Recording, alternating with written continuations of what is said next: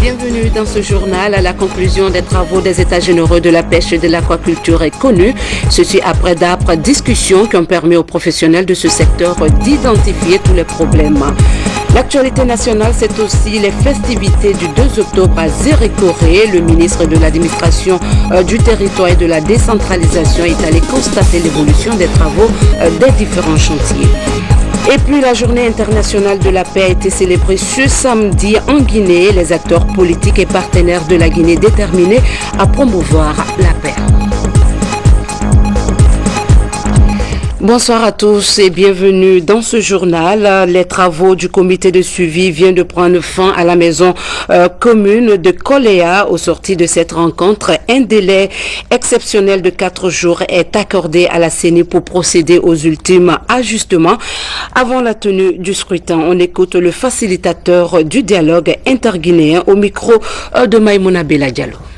La communauté internationale représentée au sein du comité de suivi se sont impliqués étroitement à toutes les étapes de la mise en œuvre de l'accord du 3 juillet sur l'organisation des élections législatives en Guinée.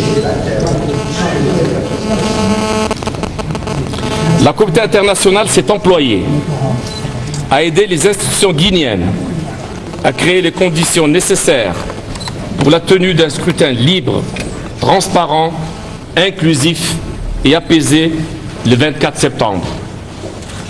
Le souci qui a animé les représentants de la communauté internationale au sein du comité de suivi a été de corriger les anomalies relevées pour rassurer les partis politiques impliqués dans les élections quant à la fiabilité du scrutin.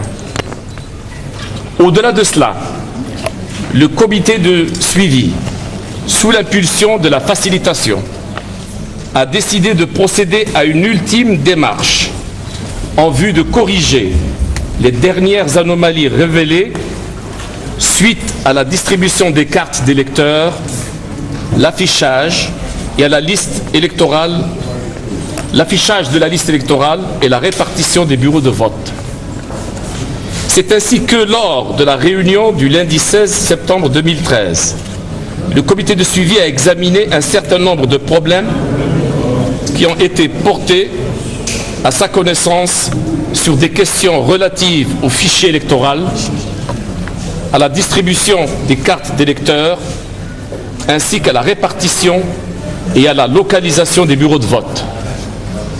Au cours de cette session, des mesures ont été recommandées à la CENI pour corriger ces anomalies. Sur cette base, la CENI a notamment adopté les décisions suivantes qui doivent être mises en œuvre sans tarder.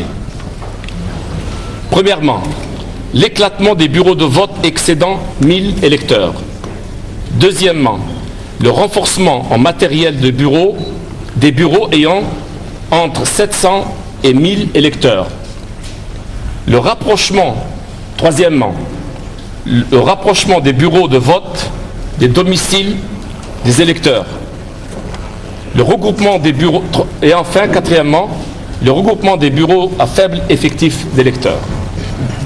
En outre, à l'issue de sa session du vendredi 20 septembre, le comité de suivi a mis en place un comité technique paritaire regroupant des experts de la mouvance présidentielle et de l'opposition, ainsi que ceux de la CENI et les experts internationaux de l'Union européenne, de l'OIF et des Nations Unies, chargés de proposer un dispositif de mise en œuvre de ces décisions. Ce dispositif a été adopté lors de la séance du comité de suivi tenue ce matin. À l'issue de ce processus, et à quelques jours du scrutin, les membres de la communauté internationale sont arrivés à la conclusion que les conclusions sont désormais réunies pour la tenue du scrutin.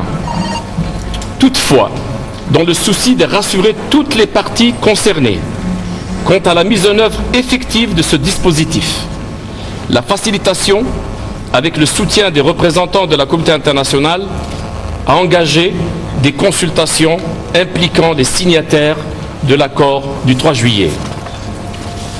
À l'issue de ces consultations, il a été convenu qu'un délai exceptionnel de 4 jours est accordé à la CENI pour procéder aux ultimes ajustements avant la tenue du scrutin. Au nom de la facilitation et de la communauté internationale, il me plaît d'annoncer aux Guinéennes et aux Guinéens que toutes les parties prenantes dans le processus électoral ont souscrit à cet engagement. Nous sommes convaincus qu'avec cet accord, rien ne pourra plus entraver la tenue des élections législatives dans les conditions libres, transparentes et inclusives le samedi 28 septembre 2013 en Guinée et à l'étranger. Sur cette base, nous invitons toutes les autorités nationales concernées à prendre les actes nécessaires à la mise en œuvre immédiate de cet accord. Je saisis cette occasion pour remercier toutes les parties guinéennes concernées, notamment les leaders politiques de tous bords, aussi bien de la mouvance présidentielle que de l'opposition, dont certains sont ici autour de moi, pour leur esprit de coopération dans l'intérêt supérieur de la Guinée. Je remercie en particulier le président de la République pour son sens élevé de la cohésion nationale. En cette journée internationale de la paix, je lance un appel solennel à toutes les parties concernées pour qu'elles s'engagent pleinement dans la mise en œuvre de cet accord et la tenue des élections à la date convenue en Guinée et à l'étranger dans un climat apaisé. Merci de votre attention. Fin des travaux des États généraux de la pêche et de l'aquaculture à Conakry. La rencontre a permis aux participants de distinguer tous les maux qui entravent le bon fonctionnement de ce secteur. C'est le chef de l'État qui a présidé la cérémonie de clôture des travaux. Sanassi Keita nous signe ce reportage. Les résultats issus des États généraux du secteur de la pêche et de l'aquaculture engagés par le président de la République semblent satisfaisants. Ceci après 6 jours de débat entre ces experts et professionnels de ce secteur, porteurs de croissance et générateurs de devises et d'emplois du pays. Les États généraux ont produit les éléments permettant de mettre à jour et d'affiner la lettre de politique, le plan d'action, le projet de stratégie, et ils ont indiqué les directions dans lesquelles des investissements seraient bénéfiques. Ils ont également commencé à produire un premier chronogramme des actions envisageables qui tient compte des capacités d'action actuelles de la Guinée et des collaborations et améliorations futures. Les enjeux et les obstacles au développement du secteur de la pêche et de l'aquaculture du pays sont analysés. Les partenaires au développement témoignent de leur soutien à ce secteur qui ne représente aujourd'hui que 2% du produit intérieur brut de la Guinée. C'est un secteur fort pourvoyeur d'emplois où au minimum 200 000 personnes en vivent directement, mais surtout c'est un levier fort et important de réduction de la pauvreté et d'amélioration de la sécurité alimentaire à travers la diversification de l'alimentation qui contribue à l'équilibre nutritionnel. Monsieur le Président de la République, avec un littoral d'environ 300 km de long, qui occupe une surface d'environ 59 000 km², avec une population jeune et dynamique, un environnement marin des plus propices, avec des bas-fonds des plus riches en Afrique, le secteur des pêches en Guinée ne peut pas et ne doit pas constituer simplement 2% du PIB. Ensemble, nous devons donc entreprendre les réformes utiles pour faire de ce secteur stratégique pour l'économie guinéenne un secteur qui crée de la richesse au lieu de contribuer à la réduction de la pauvreté. Le ministre de l'Agriculture a, au nom du ministre de la Pêche et de l'Aquaculture, promis de tout mettre en œuvre pour réaliser dans les plus brefs délais les projets de ces assises. Excellence, Monsieur le Président, Mesdames et Messieurs, vous venez de faire un diagnostic exhaustif du secteur en identifiant l'ensemble des contraintes qui freinent son développement et proposer des axes cohérents sous-tendus par un plan stratégique précis. Ainsi, il apparaît clairement que les États généraux ont atteint leur objectif. Dans son adresse, le président de la République a remercié les partenaires financiers et techniques de la Guinée pour leur implication sans cesse dans la recherche de solutions aux problèmes qui assaillent le secteur de la pêche et de l'aquaculture en vue de son développement. En vous écoutant, j'ai été marqué par la pertinence de vos réflexions qui ont donné lieu aux idées de projet dont la mise en œuvre contribuera à l'amélioration des conditions de vie et de travail des populations en général et des communautés de pêcheurs en particulier. Avec ces états généraux qui s'achèvent, vous venez de poser un jalon important dans le processus de l'amélioration de la gouvernance du secteur en vue de faire de la pêche et de l'aquaculture un réel moteur de l'économie nationale. J'ai noté que vous souhaitez qu'on passe de 2% à 6%. Je suis heureux de noter que les actions de développement que vous avez identifiées rencontrent parfaitement ma volonté de soutien aux femmes à la recherche d'activités génératrices de revenus et aux jeunes dans leur quête quotidienne pour l'emploi. Aussi, est la commission profonde que les conclusions au débat seront prises en compte par le gouvernement. À cet effet, je demande que les documents issus des États généraux soient soumis à l'ensemble de nos partenaires et en particulier aux organisations internationales, NEPAD, OMVS, FAO, etc., AFD, en vue d'être traduits en plan d'investissement pour l'amélioration de la gouvernance et le développement rapide du secteur. Les problèmes du secteur de la pêche et de l'aquaculture sont désormais connus à partir de ces états généraux qui viennent de se terminer après 6 jours d'intenses débats entre les participants. Objectif, rehausser le niveau de ces secteurs afin qu'il joue pleinement son rôle dans l'économie guinéenne. Bonne nouvelle pour les travailleurs affiliés à la Caisse nationale de la sécurité sociale.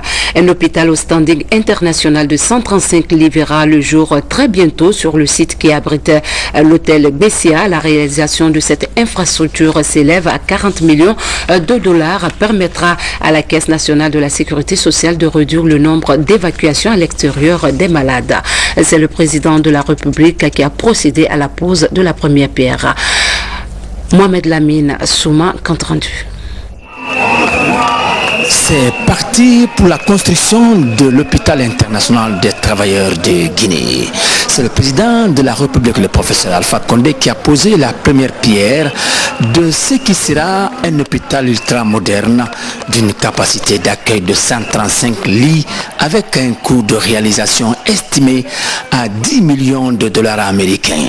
L'ouvrage sera un immeuble de 2 étages bâti sur ce plateau du quartier béanzin de Bessia Cité, dans la commune de Matoto. L'hôpital international des travailleurs de Guinée est le fruit d'un partenariat entre la Caisse nationale de sécurité sociale et la société indienne Indo-Africa SA. Ultrasound, pathology laboratory, TMT, eco, dental, mammographie. Disons que cet hôpital sera le premier à pratiquer en Guinée la chirurgie cardiaque, en plus d'autres services qui seront offerts aux malades de la Guinée et des pays environnants, à savoir les scanners, les laboratoires de pathologie, d'échographie, de cabinet dentaire et toutes autres prestations médicales. Single room and Pour la Caisse nationale de la sécurité sociale, c'est un rêve longtemps caressé qui se matérialise. Ce chantier ambitieux commence au moment où les besoins en soins de qualité se posent avec acuité à nos populations. En effet, de longues fonds sont déboursés par nos compatriotes pour l'étranger pour soigner les pathologies pour lesquelles les compétences locales sont limitées. Pour la Caisse nationale de sécurité sociale, il convient d'assurer la sécurité économique en prenant en charge les soins de santé, en partie ou en totalité, dont les coûts peuvent avoir un impact négatif sur les budgets des ménages. Aussi, en prenant en charge les soins médicaux sous certaines conditions, en garantissant l'état de santé de la population, l'État et la CNSS auront participé à la stabilité économique, à l'amélioration de la productivité et au développement économique durable. Au nom de la population et les travailleurs, le président de la délégation spéciale de Matoto et les syndicats se sont réjouis de cet autre acquis. Fidèle à son option de favoriser les femmes et les jeunes dans les projets de développement, le président de la République a dit sa fierté de savoir que les Guinéens pourront désormais recevoir des soins de qualité sur place. Nous perdons beaucoup d'argent à envoyer les Guinéens à l'extérieur pour les soigner. Les Guinéens perdent beaucoup d'argent eux-mêmes, alors que nous avons d'excellents médecins, mais nous n'avons pas malheureusement des hôpitaux à la hauteur. Tout le monde connaît l'avancée de l'Inde dans le domaine médical et dans le domaine des nouvelles technologies. Et je félicite les travailleurs guinéens d'avoir choisi un partenaire de ce pays. Parce que cela veut dire que vous allez avoir un hôpital que tous les pays voisins vont vous envier. Apparemment comblée, la population de la commune de Matoto a manifesté son adhésion à la politique de changement prônée par le président Alpha Condé. Direction la capitale de la Guinée forestière, le ministre de l'administration du territoire et de la décentralisation était à Zérékoré. Alassane Condé est allé constater de visu l'état d'avancement des travaux des différents chantiers enclenchés par le gouvernement au compte de la célébration du 55e anniversaire de l'indépendance de la Guinée. Mohamed Lamine Camara, Mohamed Salioupaï, reportage. Cette visite du ministre de l'administration du territoire et de la décentralisation à Zérékoré vise à vérifier l'état d'avancement des travaux des différents chantiers devant abriter les festivités commémoratives du 55e anniversaire de l'indépendance de la Guinée. De la résidence du préfet à la ville Assili, en passant par le bloc administratif, la place publique, les locaux de la police et de la gendarmerie, le chef de la délégation a constaté des visu le niveau des chantiers. À ce jour, les travaux sont exécutés à 90%, malgré le retard accusé dans le décaissement des fonds. Nous sommes très satisfaits du niveau d'avancement. Peut-être que tous les chantiers ne seront pas prêts pour le 2 octobre, mais déjà ce qui est prêt est très encourageant. Je crois que le plus important ici, c'est surtout l'avenir. C'est que cette stratégie de fête tournante est une très bonne stratégie. Ça permet d'amorcer le développement local. Et c'est de ça qu'il s'agit. Il ne s'agit pas simplement de venir fêter, mais aussi d'améliorer les conditions de vie des populations en faisant des infrastructures de souveraineté. On parle toujours de restaurer l'autorité de l'État. Peu après cette visite, le ministre Alassane Condé a conféré avec les membres des différentes commissions préfectorales des festivités du 2 octobre 2013. L'occasion a été opportune de discuter des budgets des commissions mises en place pour le bon déroulement des festivités à Zérékoré. Et puis, avant de quitter Conakry, le président de la commission de la CEDEAO, Kadri Désiré Ouédraogo, a été reçu à nouveau par le chef de l'État. Les échanges ont porté sur l'organisation des élections législatives démocratiques, libres, transparentes et crédibles. Compte rendu, Mohamed Lamine Souma.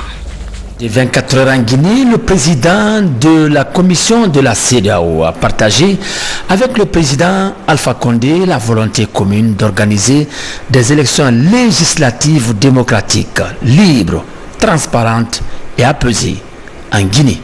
Au terme de mon séjour, je suis venu m'entretenir avec son Excellence le Président de la République pour lui rendre compte de ce que j'ai pu avoir comme échange avec l'ensemble des acteurs de la classe politique. Et je voudrais remercier tous mes interlocuteurs pour l'attention qu'ils ont accordée à la CEDEAO et à sa délégation.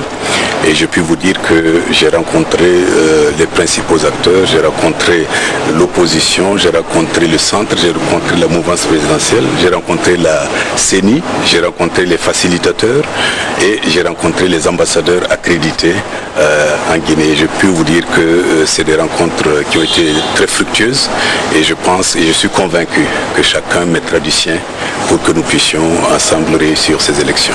Preuve, s'il en est besoin, que la Guinée demeure un pays important et influent de la CEDEAO, dont il est membre fondateur. Et puis, ce communiqué avant de poursuivre cette édition, l'Association des magistrats de Guinée, AMG, a le plaisir d'annoncer à l'ensemble des magistrats que son Excellence, Monsieur le Président de la République, a reçu en audience successivement le mercredi 18 et le vendredi 20 septembre 2013 le président de l'association Kéléfa Sall. Au cours de ces rencontres, tous les points de revendication ont été examinés en détail et en profondeur. Des solutions et mesures très encourageantes sont en cours de mise en œuvre. Un compte-rendu fidèle de ces audiences sera fait en Assemblée générale dont la date sera communiquée ultérieurement.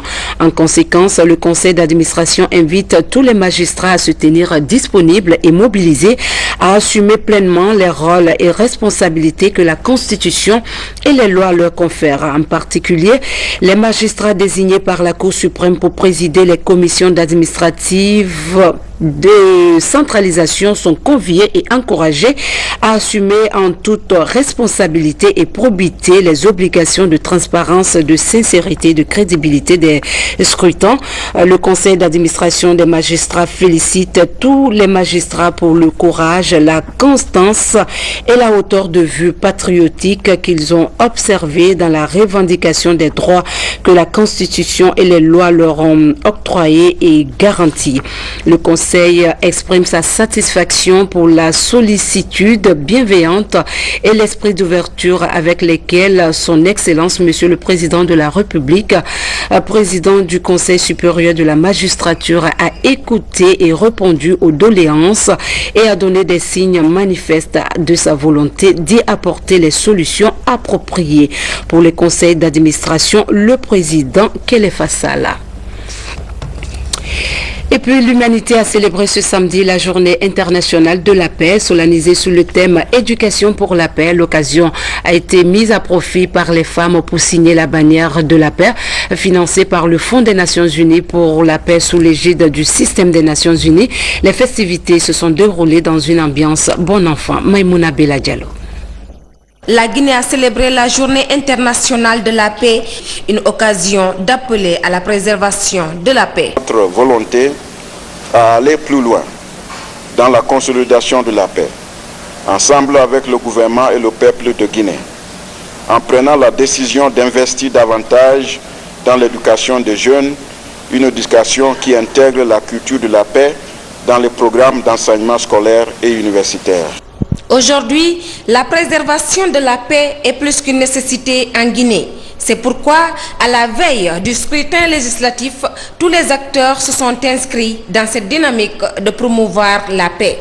Le gouvernement de la République lance un appel à tous les Guinéens pour que la paix ne soit pas seulement fêtée ou rappelée à nos souvenirs en cette journée internationale, mais pour que nous sachions que seule la recherche de la paix nous permet de regarder l'autre comme un autre nous-mêmes, l'accepter dans ce qu'il a de commun et dans ce qu'il a de différent surtout.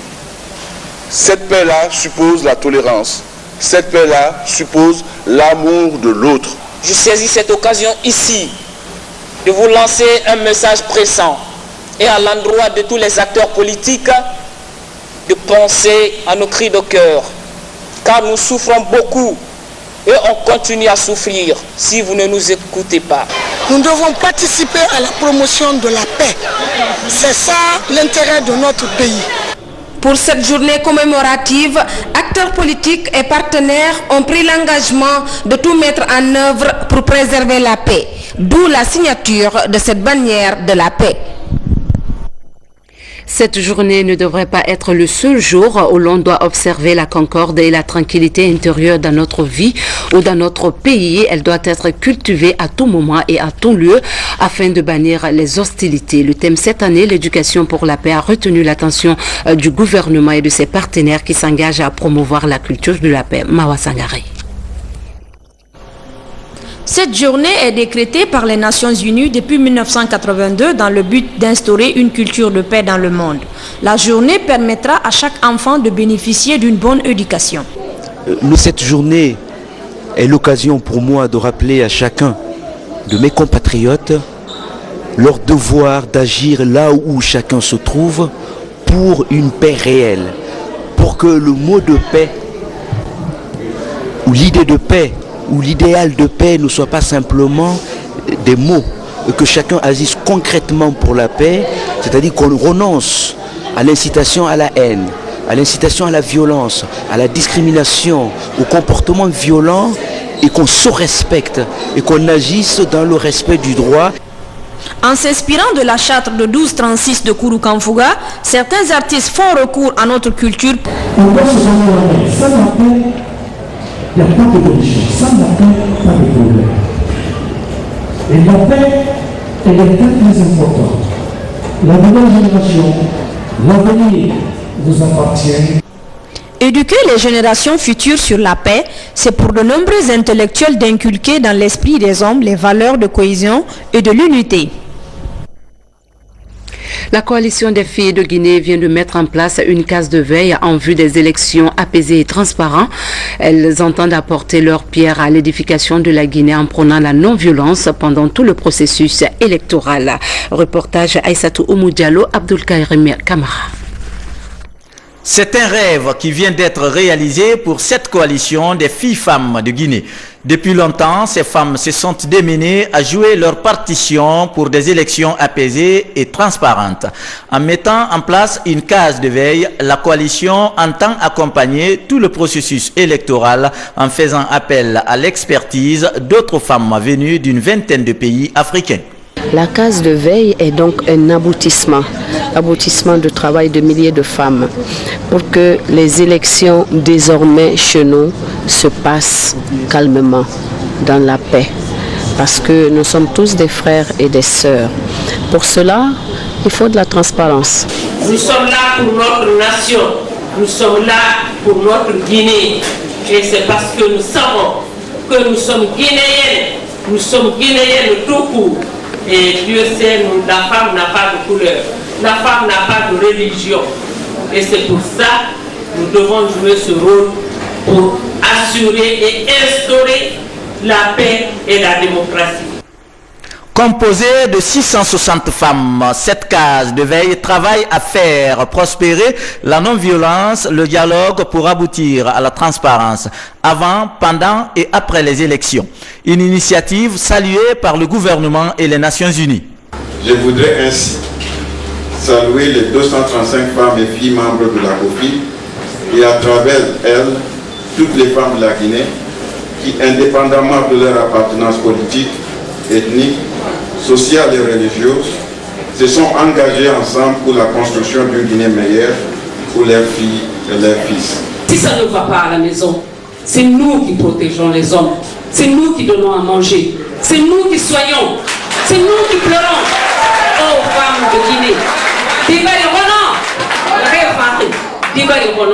je vous remercie. Le message de cette coalition des filles-femmes de Guinée est clair. Plus jamais de morts d'enfants de Guinée dans les manifestations de colère ou de violence. L'initiative pour la transparence des industries extractives, ITIE, prépare son rapport de l'année 2013. L'objectif est de permettre à la Guinée de se maintenir au sein de cette organisation internationale. Nou Diallo nous en dit plus. Cette rencontre du comité de pilotage de l'ITIE Guinée vise la préparation du rapport 2013 avant le 31 décembre prochain.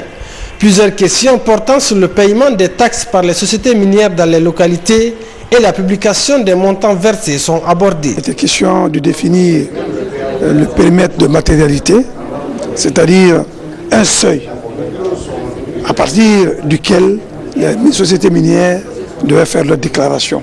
Donc nous avons retenu 100 000 $ ou 700 millions de francs guinéens au cours du jour. Et ensuite, on a défini 18 sociétés minières qui s'inscrivent dans ce cadre-là et qui sont reconnues comme telles. Et au niveau des comptoirs, on a retenu les comptoirs d'exploitation d'or et diamants. Nous avons retenu également 8 comptoirs. Et ensuite, les administrations publiques qui sont en contact avec ces recettes minières, nous les avons aussi invitées pour qu'elles participent, pour que les chiffres concordent. Ce que les sociétés minières, c'est ce que reçoivent les administrations publiques à travers les impôts, etc., ou les collectivités locales. L'ITUE, Initiative pour la transparence des industries extractives, est une ONG internationale qui se bat pour la transparence dans la gestion de la manne financière générée par l'exploitation des mines. Pour une bonne présentation du rapport de la Guinée, la branche locale ITUE a eu recours à l'expertise internationale. Je suis ici pour aider à que on peut relever les défis principaux pour la mise en œuvre de l'ITIE ici à Guinée. La publication des rapports de l'ITIE permet de rendre des informations liées aux revenus miniers accessibles à la société civile et au grand public. Toujours dans l'actualité nationale, le Palais des Nations sera opérationnel le 31 octobre prochain. L'annonce a été faite par l'entreprise chargée d'exécuter les travaux de rénovation du complexe. Celui-ci va abriter les travaux de la 40e session des ministres des Affaires étrangères de l'OCI. Fatoumata Samora nous fait le point. Hier, entreprise familiale, aujourd'hui groupe fort de 3 filiales, ITCAN est le représentant du Maroc sur l'échiquier international.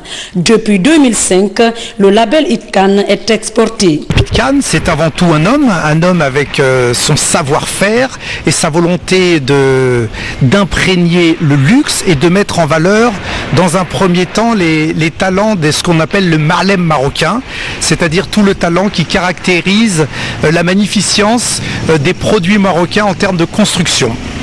Présent en Europe, en Amérique, en Asie et au Moyen-Orient, le groupe ITCAN est en passe de conquérir le marché guinéen à travers la reconstruction du Palais des Nations, un projet par lequel le groupe entend démontrer son savoir-faire. ITCAN mise sur le développement de l'industrie du bois par l'entremise de l'artisanat guinéen.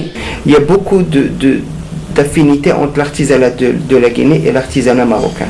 Et on peut parfaitement transférer les techniques marocaines aux techniques guinéennes pour développer ce volet. Notre engagement, c'est de former de nombreux jeunes Guinéens au métier d'intégration totale pour qu'on puisse évoluer en parallèle. En perspective, la création d'une chambre hôtelière. Elle sera designée par Hicham Lahalou, un grand nom du continent africain dans le domaine de la création. C'est une suite qui est complètement dessinée. Tout ce que vous pouvez imaginer dedans est dessiné et pensé. ITCAN, avec Hicham Lahalou, c'est de créer demain des collections de meubles, d'objets, avec des designers locaux et des designers africains, des différents pays d'Afrique. Pourquoi? Parce qu'on veut exporter le talent Made in Africa à l'international. Avec ses 3 filiales que sont Triano Luxury Hotel, Villa Design et ITCAN, le groupe s'appuie sur l'étude, la création et la réalisation. Ceci pour se rapprocher d'ITCAN, qui signifie perfection en arabe. À présent, place à la rubrique Parole de candidat avec Aïcha Diallo.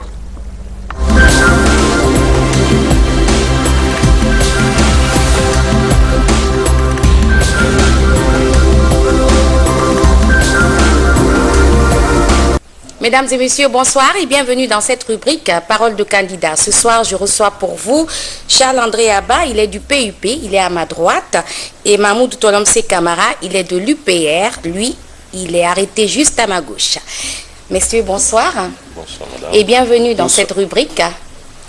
Alors, tout d'abord, quel regard portez-vous sur cette campagne sur les législatives? En tant que candidat, comment vivez-vous ces moments exaltants de la campagne électorale qui était tant attendue et tant réclamée par les Guinéens? Charles-André Abba. Bien, merci. En fait, comme nous l'avons tous constaté d'ailleurs, la campagne a commencé de façon apaisée, de façon civilisée, mais progressivement, plus on avançait, plus la tension montait.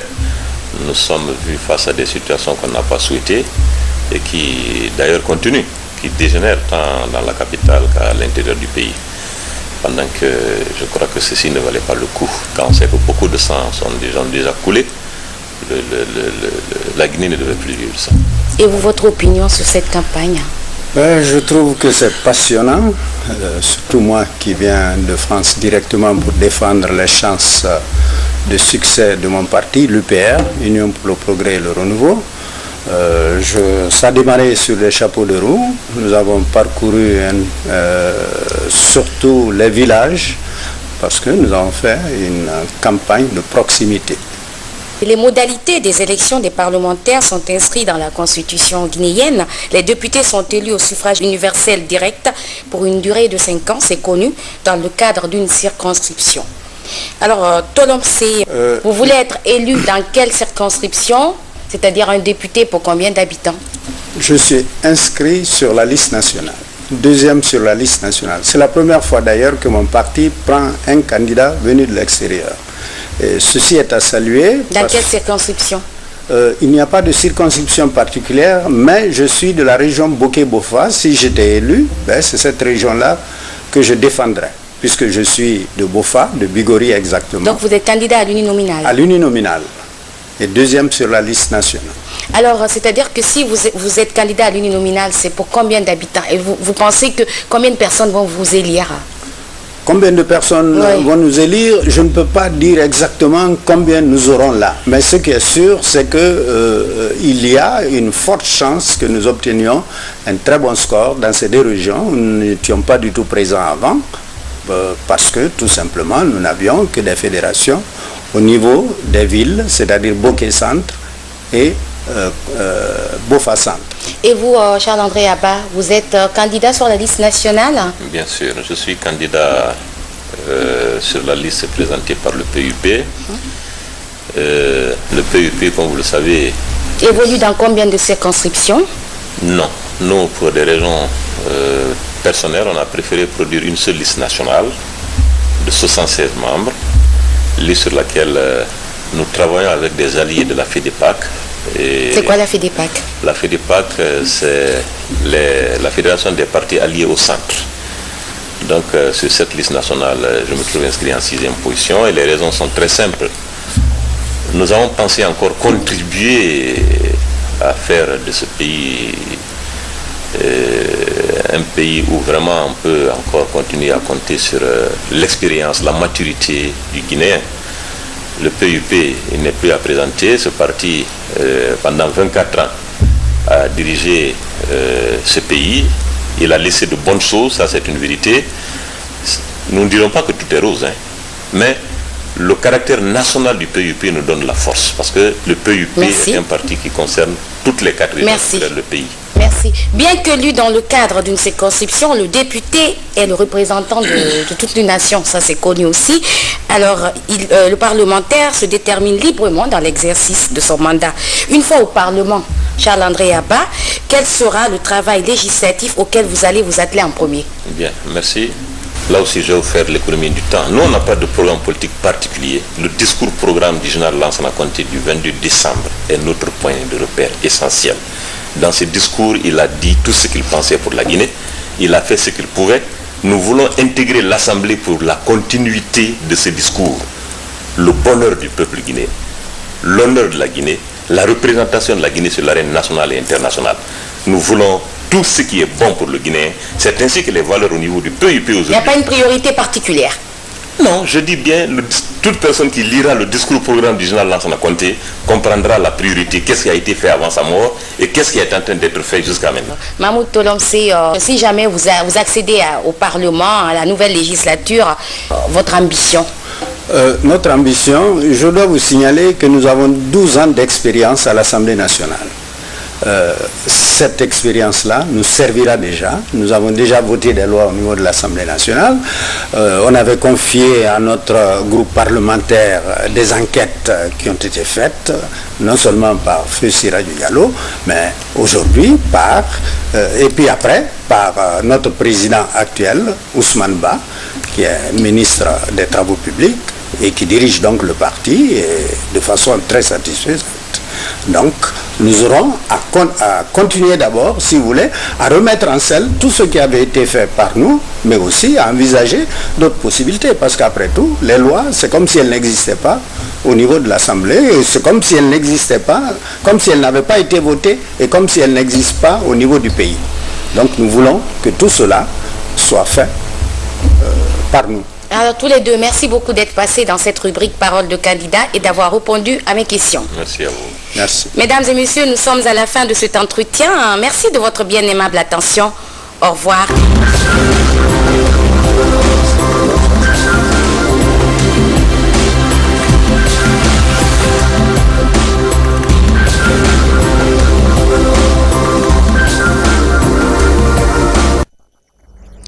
Voilà, mesdames et messieurs, c'est la fin de cette édition. Merci de votre aimable attention. Très bon week-end en compagnie des programmes de la télévision nationale, car notre mission est de vous servir. Bonsoir.